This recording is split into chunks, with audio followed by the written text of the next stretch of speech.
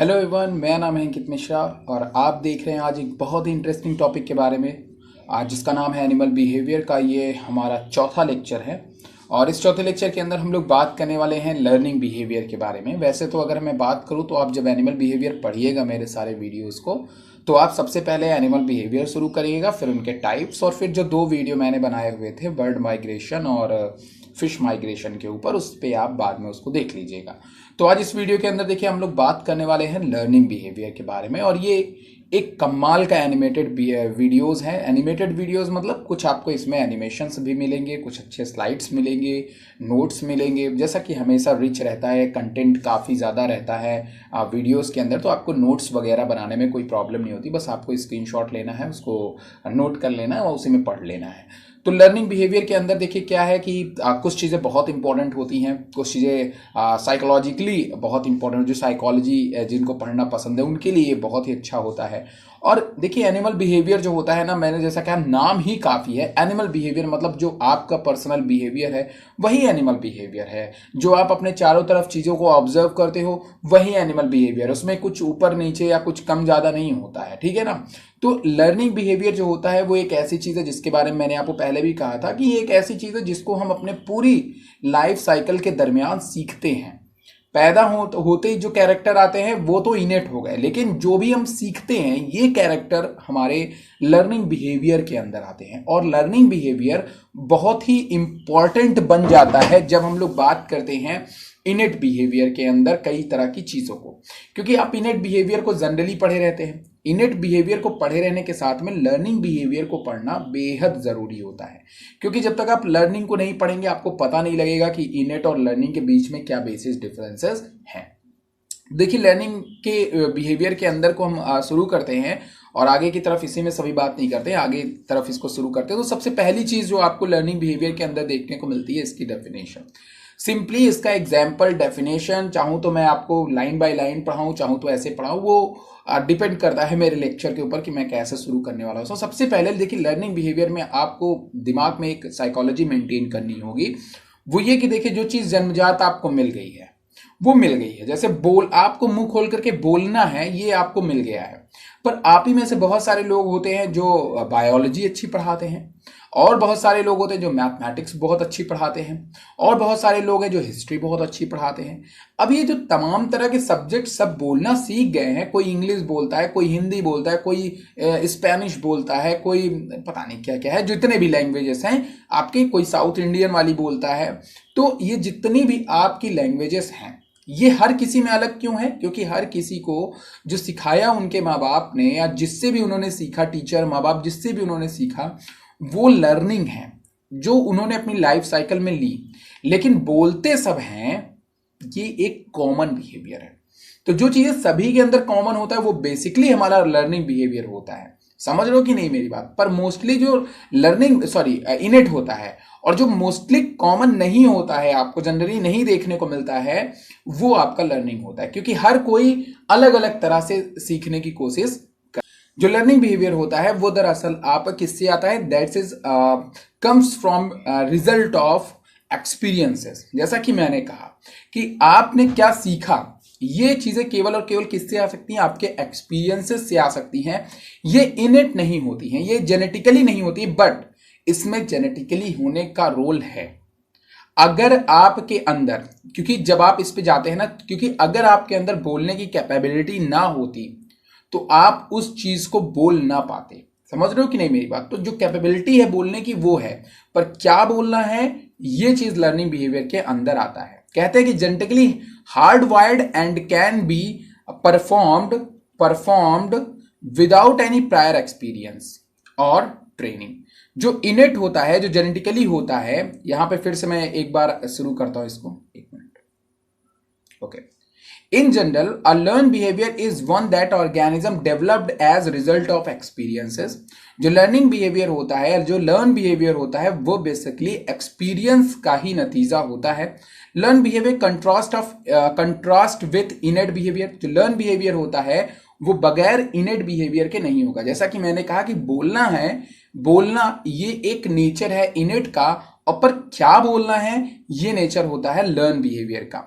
And perform without any prior experience और training. जैसे बोलना हो तो आप बोल तो लोगे, पर क्या बोलना है इसके लिए आपको एक परफेक्ट ट्रेनिंग की जरूरत पड़ती है। ऑफ कोर्स सम बिहेवियर है बोथ लर्न एंड इनेट एलिमेंट। कुछ बिहेवियर ऐसे होते हैं जो लर्न होते हैं, इनेट दोनों होते हैं। फॉर इंस्टेंस, जैसे कि मैंने आपको एग्जांपल पिछले लेक्चर में जेब्रा फिंचेस का बताया था। किसका बताया था? जेब्रा फिंचेस का बताया कि उसके फादर ने उसको जो है सिखाया कि बेटा तुम्हें गाना ऐसे गाना है। उसी तरीके से ह्यूमन बीइंग के लिए भी बहुत सारे एग्जांपल्स हैं। जैसे बगल में आपको एक डायग्राम दिखाई दे रहा है। अब इस डायग्राम में जो फादर हैं ये बेसिकली क्या कर रहे हैं कि इस बच्चे को तो बोलना आता है, नो डाउट, पर उसके फादर उसको क्या कर रहे हैं, कुरान या जो भी चीजें उनको पढ़ानी है वो उनको पढ़ा रहे हैं। ठीक है, बेसिकली जब मैंने इस डायग्राम को लिया तो इसके नीचे कुरान ही लिखा हुआ था, तो इसलिए आप ये मत समझिएगा थोड़ा सा। ठीक है, तो यहाँ पे ये कुछ भी पढ़ा सकते हैं, फिजिक्स पढ़ा सकते हैं, पर इतना छोटे बच्चे को फिजिक्स नहीं पढ़ा रहे हैं, उसको अच्छी तालीम देने की कोशिश कर रहे हैं, उसको कुछ ना कुछ सिखा रहे हैं, मतलब लर्न करा रहे हैं कि बेटा तुमको ये सीखना है, तुमको ये बनना है।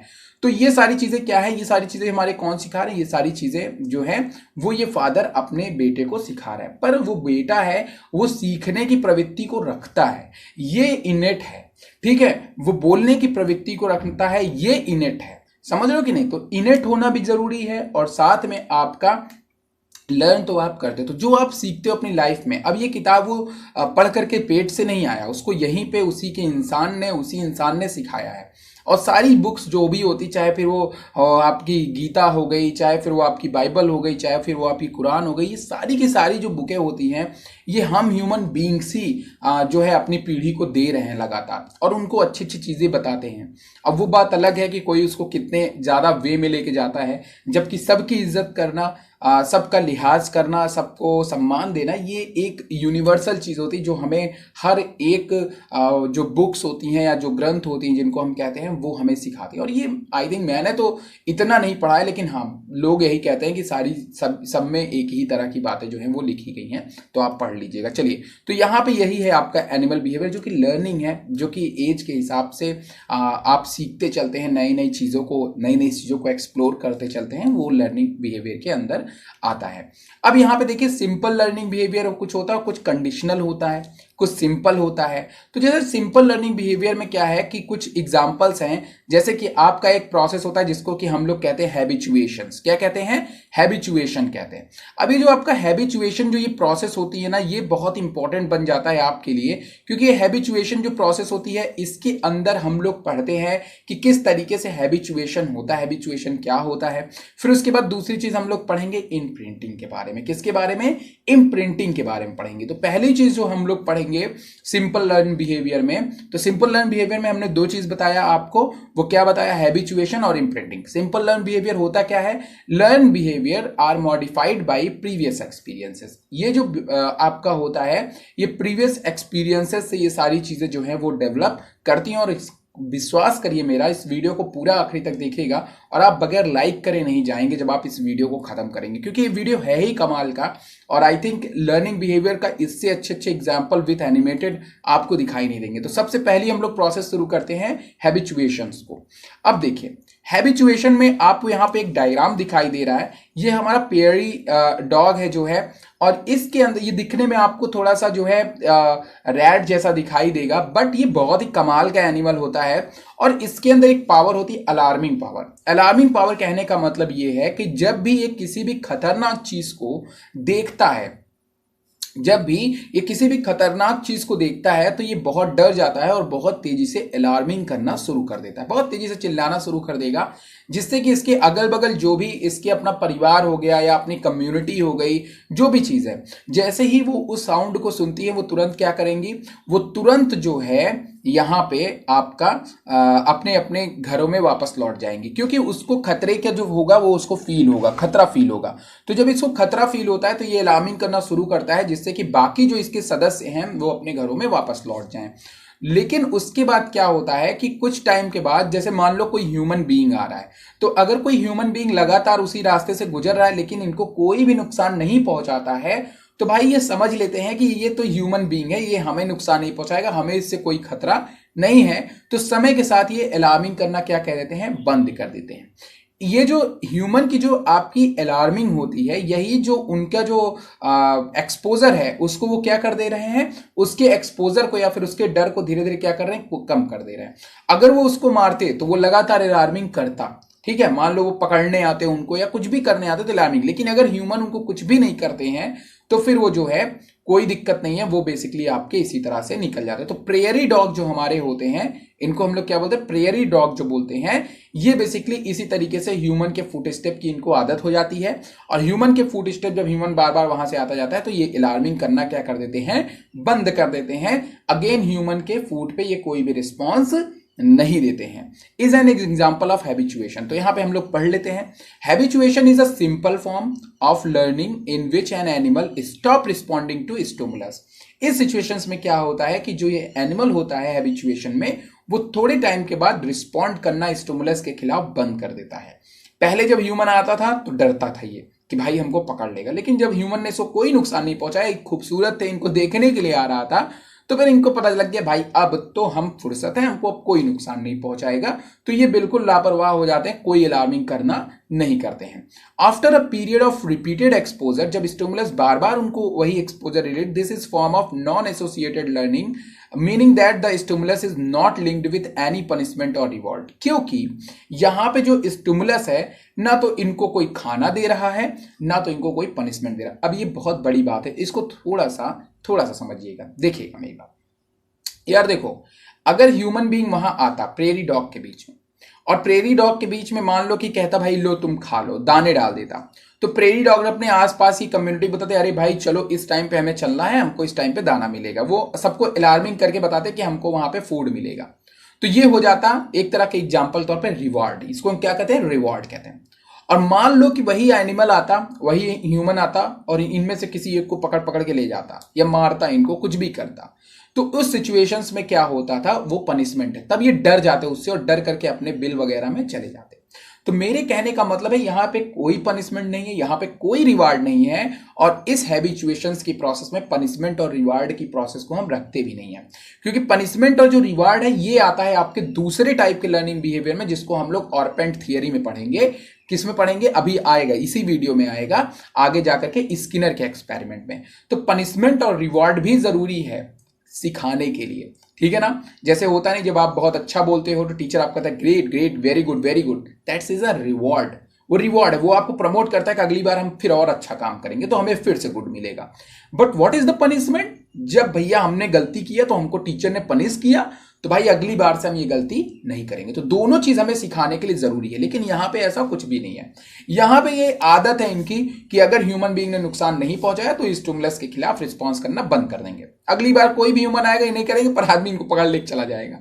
तो ये चीज इनके लिए होती है। The prairie dog gradually become habituated to sound of human foot step, ये उसके हैबिचुएटेड होते हैं एज दे रिपीटेडली एक्सपीरियंस, जब ये बार बार उस फुट स्टेप को सुनते हैं, विदाउट एनीथिंग बैड हैपनिंग, बिना कुछ बुरा हुए, इनके साथ कुछ बुरा भी नहीं हो रहा है और लगातार फुट स्टेप आ जा रहे हैं लोग, तो ये भैया ध्यान नहीं देते हैं, ये दोबारा अलार्मिंग करना बंद कर देते हैं, they stop giving the alarm call, ये अपने जैसों को अलार्म कॉल देना बंद कर देते हैं अपने ह्यूमन के फुट स्टेप आने पे भी। In this example habituation is specific to the sound of human foot step. इस तरह से हम ये देखते हैं कि जो हमारा फेरी डॉग है वो ह्यूमन के फीट के लिए स्पेसिफिक साउंड के लिए क्या हो गया, हैबिचुएटेड हो गया है, मतलब अलार्मिंग करना स्टॉप कर दिया है। इस तरीके से ये करते हैं, और ऐसे एनिमल अक्सर प्रेडेटर के खतरे में आ जाते हैं, और अलार्मिंग करना ज्यादा जरूरी है, आपको हर बार की ओर रखना काफी ज्यादा जरूरी होता है। तो ये प्रोसेस है हैबिचुएशंस की। अनदर एग्जांपल लेते हैं, बहुत सुंदर और बहुत ब्यूटीफुल एग्जांपल है इम्प्रिंटिंग का। ये ममता से भरपूर एग्जांपल है, और इसमें आपको क्या है कि इसके अंदर एक बर्ड जिसके बारे में मैंने आपको पहले ही बताया है, गीज जो, या फिर आप डक मान सकते हो, ये उसी फैमिली से बिलोंग करती हैं। डक्स एंड गीज जो बर्ड होती हैं, इसके अंदर सबसे अच्छा जो चीज आपको देखने को मिलता है ये इसका एग्जांपल मैंने आपको पहले भी बताया हुआ था, जो क्या करती थी, अंडे को घसीट करके अपने घोंसले में रख देती हैं। इनको ना बच्चों से कुछ ज्यादा ही प्यार होता है, और ये क्या होता है कि इनके जो बच्चे होते हैं इनके अंदर बिहेवियर सुनिए, इम्प्रिंटिंग बिहेवियर। जो भी बच्चे अपने डक या माँ के सामने जन्म लेते हैं, ये माँ जहां जहां जाएगी ये बच्चे वहां वहां जाएंगे, जैसा कि आपको डायग्राम में दिख रहा है। मतलब इम्प्रिंटिंग करना, ये बच्चों को अंदर इनेट भी होता है और सिखाया भी जाता है कि भाई देखो, अगर जहां जहां मां जाए तुम भी उसके पीछे पीछे जाओ। ये highly specific type of learning होती है, ये सबके अंदर देखने को नहीं मिलती है। ये बात ध्यान में रखिएगा, ये सब के अंदर नहीं देखने को मिलती, ये स्पेसिफिक इसी एनिमल के अंदर हमें देखने को मिलती है। ये मदर जो है उस जिस भी बच्चे को ये पालती है, वो बच्चे लगातार इसके पीछे, उसकी जैसे ही बच्चे का अंडा टूटा और उसने मां की शक्ल को देखा, बस उसी की इमेज ये बना लेते हैं और उसके बाद उसी के पीछे रहेंगे। अब ये एक्सपेरिमेंट में ये भी देखने को मिला कि अगर कोई ह्यूमन बीइंग बच्चा देते वक्त इनके पास में रहे, जो अंडे के पास में अगर ह्यूमन बीइंग रहे, तो जब ये अंडे टूटेंगे और ह्यूमन बीइंग उनके सामने होगा, तो ये ह्यूमन बीइंग के पीछे पीछे लग जाते हैं। कनाडियन गीज में यही देखने को मिला। तो ये बात आप हमेशा ध्यान में रखेंगे, इस चीज को हम लोग इम्प्रिंटिंग कहते हैं, पीछे पीछे लगे रहेंगे। बस आप ध्यान में रखिए कि जिस समय वो डकलिंग जो है वो जब हैच्ड होते हैं, जब वो बच्चे दे रहे हो या जब वो बच्चे बन रहे हो, तो उस टाइम पे जो भी उनके सामने होगा वही उनके लिए उनकी मां बन जाता है। तो यहां पे imprinting is a simple highly specific type of learning that occur at particular age or life stage during the development of certain animal। और ये डेवलपमेंट के साथ में एक स्टेज के बाद, भाई तुरंत अंडे से निकलने के बाद थोड़ी नहीं चलने लगेंगे, बट एक टाइम के बाद इनको ये चीज समझ में आ जाती है कि अब इनको अपने माँ के साथ में ही चलना है। सच एज डक्स में देखने को मिलता है, गीज में देखने को, व्हेन डकलिंग हैच, जब डकलिंग हैच करती है, they imprint on the first adult animal they see. ये हमेशा किसके रहमो किसके कदम के सामने चलते हैं? ये हमेशा जो है, जो भी इनके सामने कोई भी एडल्ट एनिमल दिखता है, ये उसी के पीछे पीछे चलते हैं। टिपिकली देयर मदर, और बेसिकली अंडे के पास होता कौन है? इनकी माँ। Once a duckling has imprinted on its mother, the sight of the mother act as cue to trigger a suite of survival promoting behaviour. जैसे ही अपने माँ के पीछे चलना शुरू करते हैं, ये क्यों होता है, ट्रिगर होता है कि ये इनके अंदर सर्वाइवल की बिहेवियर्स को प्रमोट करती है और इनको माँ लगातार तरह तरह की चीज़ों को सिखाती है, चल चल के, कि तुम्हें क्या करना है, तुम्हें कैसे करना है, और ये बच्चे उसी को पूरी तरह से कॉपी पेस्ट करते रहते हैं। जब माँ दौड़ेगी खतरे को देख के, तो बच्चे भी दौड़ेंगे खतरे को देख के। जब माँ फूड के लिए जाएगी तो बच्चे भी जाएंगे, जिस टाइम जाएंगे उसी टाइम जाएंगे। तो इस तरीके से ये इम्प्रिंटिंग बिहेवियर होता है, और जिस तरह से माँ अंडे को घसीटेगी उसी तरह बच्चे भी सीख गए हैं। तो ये सब चीज आपको इसमें इम्प्रिंटिंग में समझ करके रखना है। अब इसका जो मैंने कहा, इसका एक एक्सपेरिमेंट ह्यूमन बीइंग में भी देखा गया। अब क्या देखा गया कि जब इफ न्यू बॉर्न डक, जब क्या होता था कि न्यू बॉर्न डक और गीस ने ह्यूमन को देख लिया देयर मदर के पहले, अगर जहां पे अंडे दे रहे थे हैचिंग के टाइम पे, अगर इन्होंने ह्यूमन को देख लिया, तो ये क्या करेंगे? Imprint on the follow human and follow it. ये ह्यूमन को ही अपनी मां समझ लेते हैं और उसी को फॉलो करना शुरू कर देते हैं। ये बहुत इंपॉर्टेंट एक्सपेरिमेंट है, इसको आप ध्यान में रखेंगे कि ये गीस के अंदर देखने को मिलता है। ये समझते हैं कि वही उसके रियल मदर हैं। तो इस बात को आपको ध्यान में रखना है इम्प्रिंटिंग के अंदर। चलिए, अब यहां पे क्या हुआ कि इम्प्रिंटिंग का एक और जीता जागता एग्जाम्पल आपको देखने को मिलता है, और ये बहुत कमाल का एग्जाम्पल है और बहुत कम जगह पे आपको ये देखने को मिलेगा। इसमें क्या होती है कि एक इंडेंजर्ड बर्ड होती है जिसका नाम है वूपिंग क्रेन। अब वूपिंग क्रेन के साथ में प्रॉब्लम यह है कि एक इंडेंजर्ड बर्ड होती है, और इंडेंजर्ड बर्ड होने के कारण ये बहुत ज्यादा हमें जंगलों के अंदर देखने को नहीं मिलती हैं, और इनके ऊपर काफी ज्यादा रेस्क्यू भी चलाए जा रहे हैं इनको सेफ रखने के, क्योंकि ये वरना ये विलुप्त हो जाएंगे। तो इन बर्ड्स को क्या होता है कि लोग अपने, जैसे कि होता नहीं, मतलब जहां पे इंडेंजर्ड स्पीसीज को पालते हैं, पाल तो लेना सही होता है, उनको खिला पिला के तैयार कर देना सही होता है, पर अब क्या, अब तो उनको उड़ करके एक जगह से दूसरे जगह पे जाना है ना, तो इस सिचुएशंस में उन्हें उड़ना सिखाना होता है। तो क्या करता है कि जो ह्यूमन बीइंग होता है वो बिल्कुल बर्ड जैसे कपड़े पहन लेता है, बर्ड डमीज, मतलब बर्ड जैसे कपड़े पहन लेता है और खुद बन जाता है एक बर्ड। तो ये जो चिड़िया होती है उसको समझ लेती है अपनी माँ, और उसके बाद उसके पीछे पीछे ये उड़ना चलना शुरू कर देते हैं। तो देखो यहाँ पे जो ह्यूमन है वो क्या कर रहा है, वो एक प्लेन लेके उड़ा रहा है और उसके पीछे पीछे सारी बर्ड उड़ रही, क्योंकि ये सोच रही है कि सामने वाली जो बर्ड है वो इन्हीं की, ये जो प्लेन है ये उन्हीं की कम्युनिटी के है, जो ये ह्यूमन है उन्हीं के कम्युनिटी का है, और ये उनको उड़ना सिखा रहा है, और धीरे धीरे करके ये उड़ना सीख जाते हैं। और इस तरीके से करके बाद में ये वाइल्ड नेचर के हो जाते हैं, और फिर इनको जंगलों के अंदर छोड़ा जाता है ताकि ये अब सर्वाइव कर सके। तो ये कुछ बहुत ही सिंपल और बहुत ही सुंदर एग्जांपल्स थे सिंपल लर्न बिहेवियर के, ठीक है, जैसा कि करना बताया जा रहा है, थोड़ा सा बेवकूफ बनाया जा रहा है और थोड़ा सा बताया जा रहा है। अब यहाँ पे जो आपके सामने एग्जाम्पल है, अब ये आपने बहुत दफा सुना होगा, पावलो का एक्सपेरिमेंट कुत्तों के ऊपर। पावलो ने क्या किया था कि पावलो एक साइंटिस्ट थे और इन्होंने एक साइकोलॉजिकली मेंटेन की कुत्तों के ऊपर, जिसको हम लोग कंडीशनल बिहेवियर के नाम से आते हैं। ये लर्निंग बिहेवियर का ही एक नेचर था, but it's a conditioning behaviour. Conditional behaviour देखिए क्या होता है कि जैसे अगर कुत्तों को खाना देख के ला रहा है, इनेट में आपको दिखाया था मैंने, तो मैंने क्या कहा था, रूल्स, अगर बच्चे ने अपना कुत्ते के बच्चे ने अपना खाना देखा है, कुत्ते ने अपना खाना देखा, तो उसके माउथ से सलाइवा सिक्रीट होती है। तो इसमें लर्निंग तो कहीं नहीं है। इसमें लर्निंग है, आप बोलोगे सर लर्निंग का तो कहीं जिक्र ही नहीं, क्योंकि आपने तो इसको यूनिट में पढ़ाया है। तो भाई आई कहां से ये चीज, लर्निंग में कहां से? दरअसल ये चीज लर्निंग में ऐसे आई कि जो हमारा कंडीशन बिहेवियर होता है, उसमें क्या बात की गई कि कुत्तों को खाना तो लर्निंग बिहेवियर था, लेकिन वहां पे घंटी बजा करके जो कुत्तों को खाना देना शुरू कर दिया गया, तो कुत्तों को पता चल गया कि अब जब भी घंटी बजेगी तो खाना मिलेगा। मतलब उनके अंदर ऐसी कंडीशंस डेवलप की गई कि जिससे कि कुत्ता समझ पाए कि अब वो घंटी जब बजाते थे तो घंटी की आवाज से उसकी सलाइवा टपकनी शुरू हो जाती थी।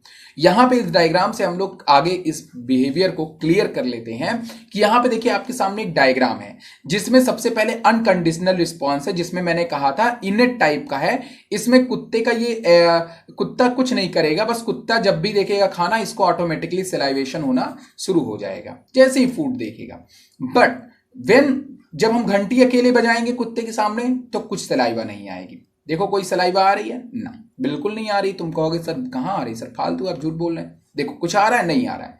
मतलब पहले स्टेप में हमने देखा कि हमने फूड दिया कुत्ते को, कुत्ते के अंदर सलाइवा जो है वो सिक्रीट हुई, ये इनेट बिहेवियर था। दूसरे सिचुएशंस में हमने दिया, कोई घंटी बजाया, अकेले खाना नहीं दिया अभी, बस घंटी बजाया, कुत्ते के कोई लार्वा, क्या फालतू घंटी बजा रहा कुत्ता बोला। लेकिन अब हमने क्या कर दिया कि कुत्ते को लगातार जो है घंटी के साथ में खाना दिया, न्यूट्रल स्टिमुलस बेल भी बजाया और अनकंडीशनल स्टिमुलस दोनों को मिला दिया।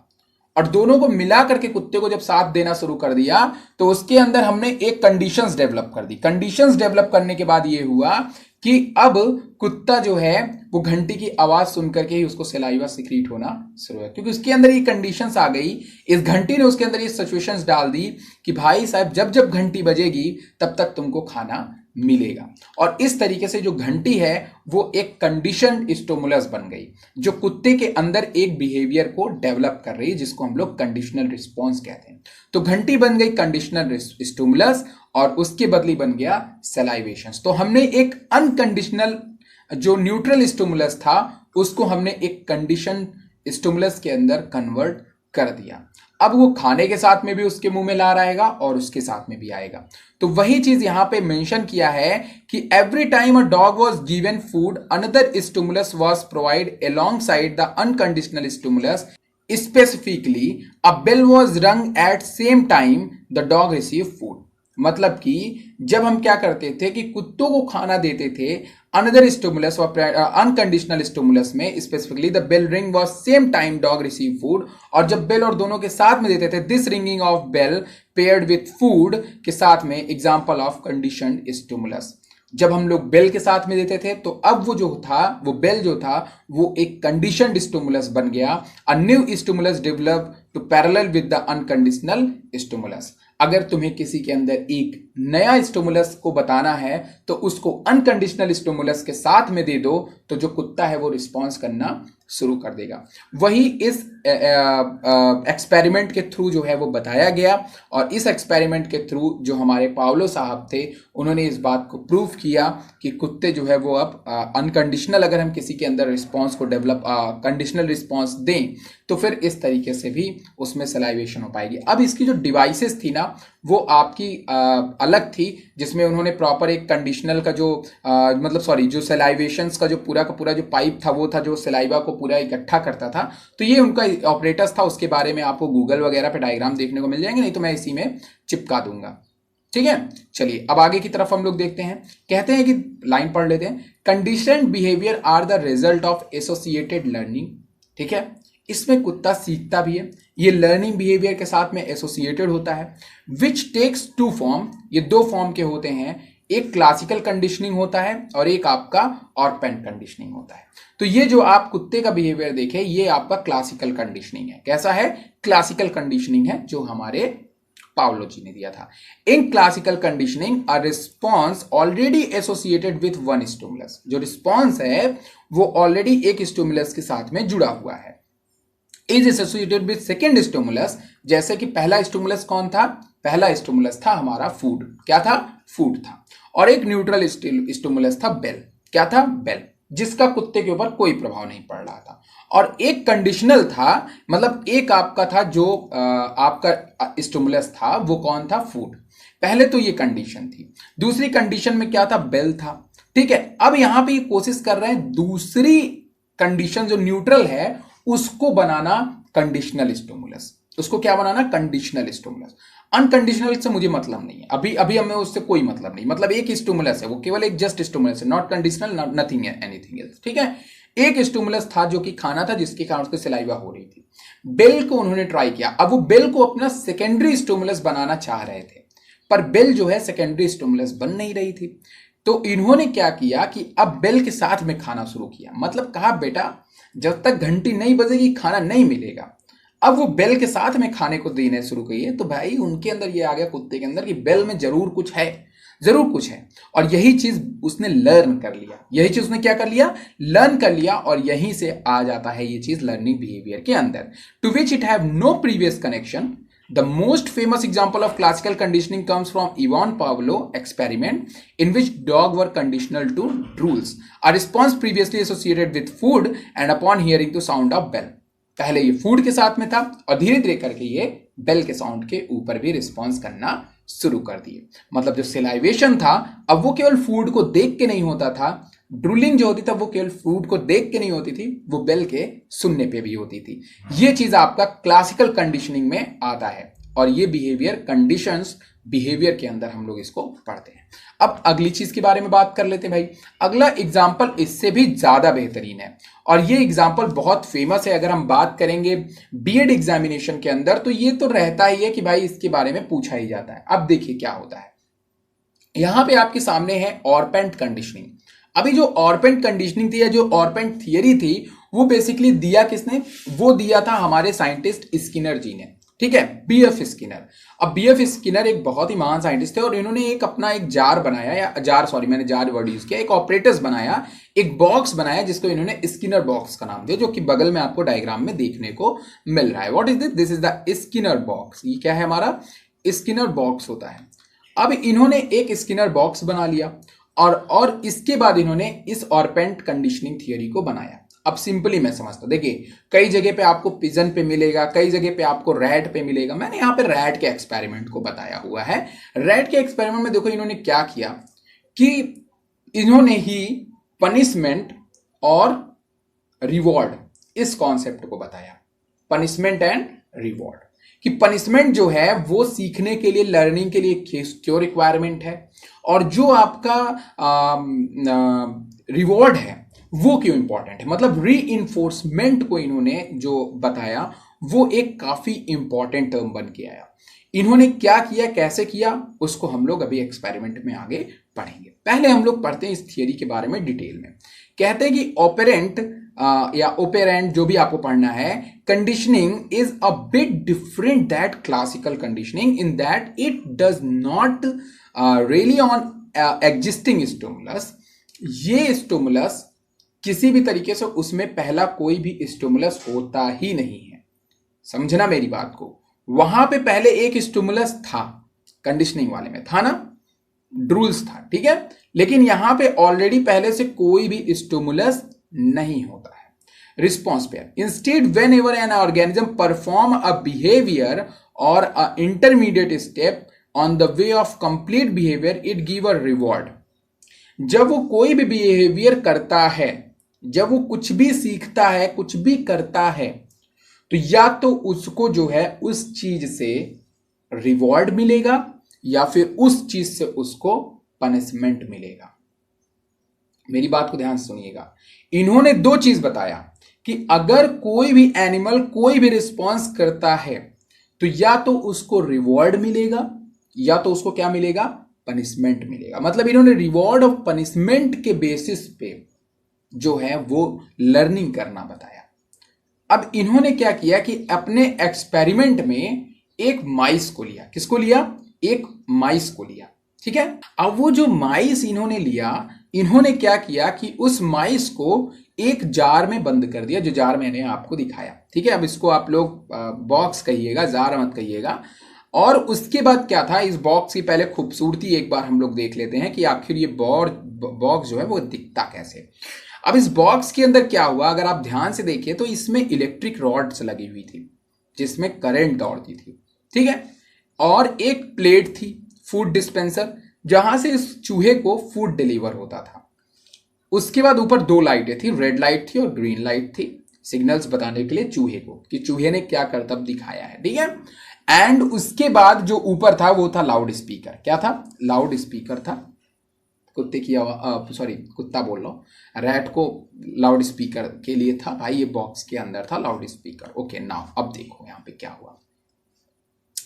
स्किनर जी ने बताया कि ये जो चूहा है ना, इसको हमने दो ऑप्शन दिए हैं। इन्होंने जिंदगी में दो ऑप्शन ही सेलेक्ट किए, या तो तुम ये करोगे तो तुम्हें पनिशमेंट मिलेगा, और या तुम ये करोगे तो तुमको रिवॉर्ड मिलेगा। दो ही ऑप्शन इन्होंने बताए, जो आगे जाकर के और एडवांस हो गए। आगे जाकर के और अदर साइकोलॉजी ने कहा नहीं भैया एक और रिस्पॉन्स है बीच का रास्ता, उसको भी देखते हैं। तो इन्होंने क्या किया कि ऑपरेटर्स बना लिया पूरा। ऑपरेटर्स बनाने के बाद अब ये जो चूहा था ना आपका, ये चूहा बार बार क्या करता था, इसके पास दो ऑप्शन थे, दो बटन थी। एक बटन जो थी वो रेड जलाती थी और एक बटन जो थी वो ग्रीन जलाती थी। डायग्राम पे मत जाइए, दो बटन थी। तो जब ये ऐसा लीवर चुनता था, रिस्पॉन्स ऐसा लीवर दब जाता था इससे जो बगल साइड में है, ग्रीन तरफ है, तो ग्रीन लाइट जल जाती थी। ग्रीन लाइट के जलने पे, इस लीवर के दबाने पे फूड वाला जो पोर्शन था वो खुल जाता था और फूड चला आता था और इसको खाने के लिए खाना मिल जाता था ग्रीन वाले पे।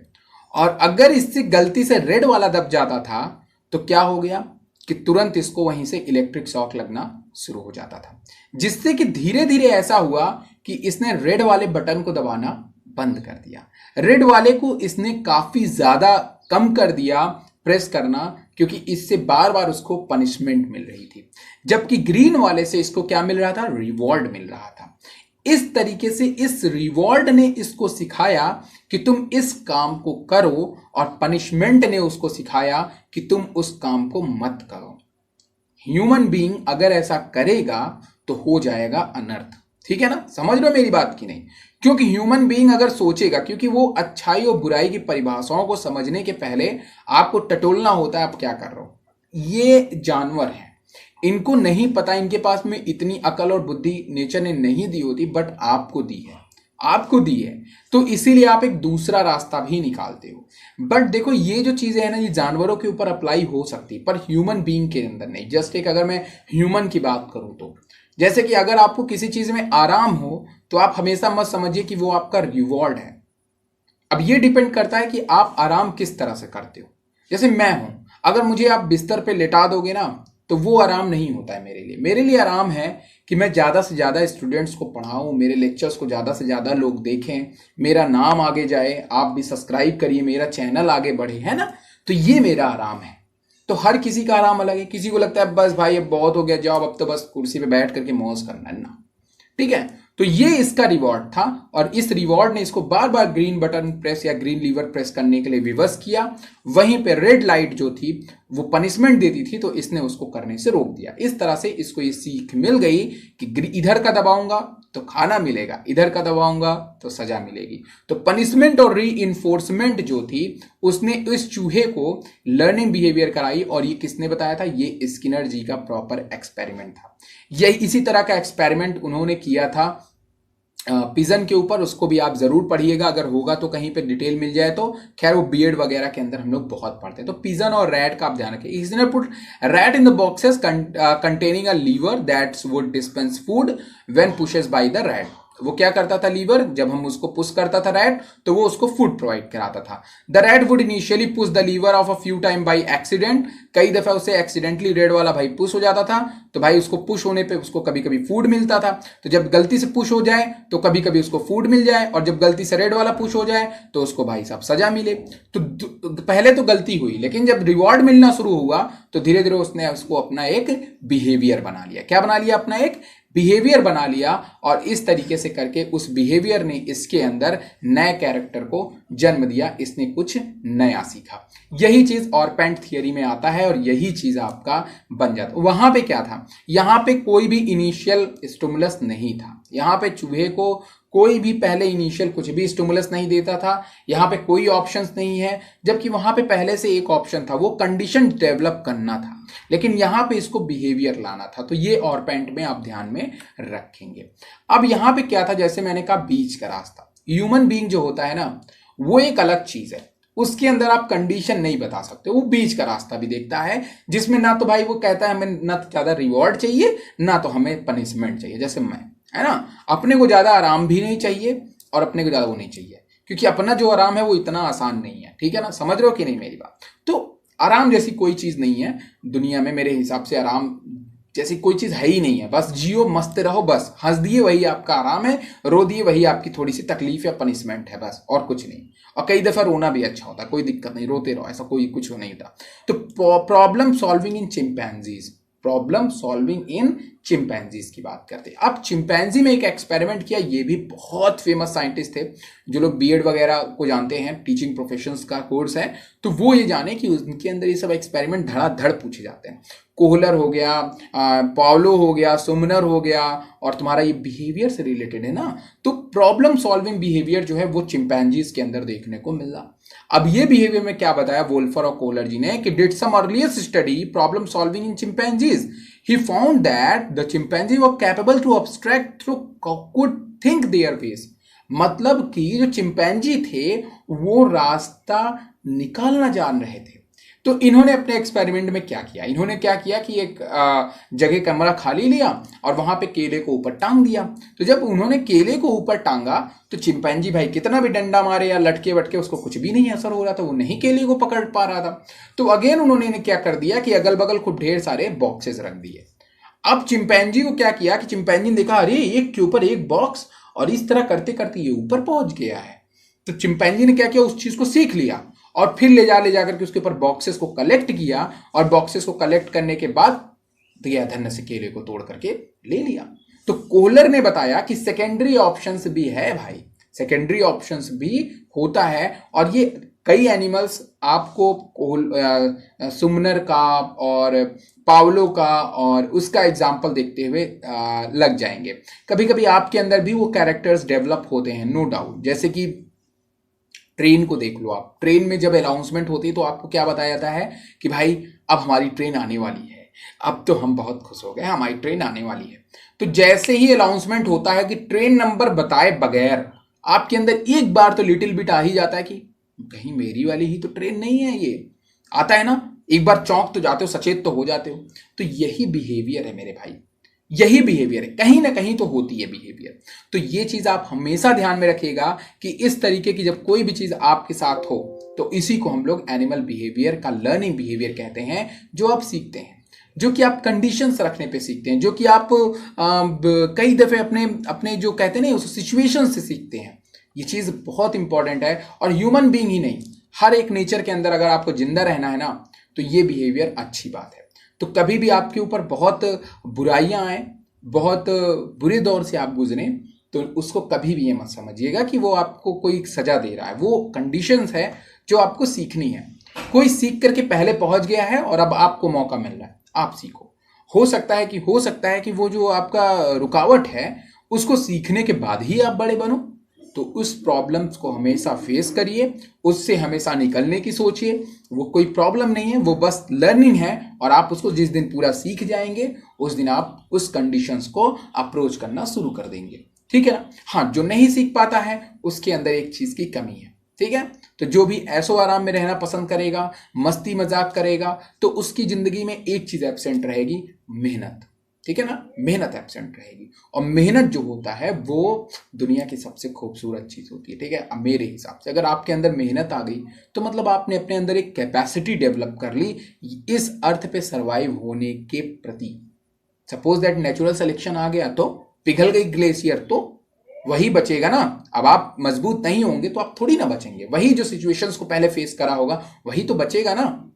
तो भाई ये बात ध्यान रखिएगा, मेहनत सबको करनी चाहिए, चाहे जितने भी आप बड़े हो, आपके पास बहुत पैसे हो, आप बहुत अमीर हो, आपके पिताजी के पास बहुत बड़ी गवर्नमेंट जॉब हो, मेहनत आपको तब भी करनी चाहिए, ठीक है। कितनी भी बड़ी पावर हो, आपके पिता आईएएस हो, पीसीएस हो, पुलिस में किसी भी रैंक के ऊपर, आप उसका गलत फायदा नहीं उठाना चाहिए। एकदम प्रॉपर आपको पढ़ाई करनी चाहिए, कोशिश करना चाहिए एक स्टेप हम उनके और ऊपर।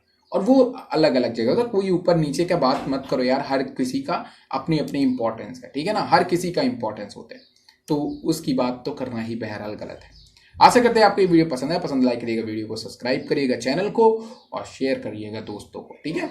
इतना चीज़ें करो क्योंकि चैनल्स ग्रोथ थोड़ी सी लेजी है यार, थोड़ा सा प्रमोट करने का। और चलो ठीक है, आज का वीडियो इतना ही। Thank you very much.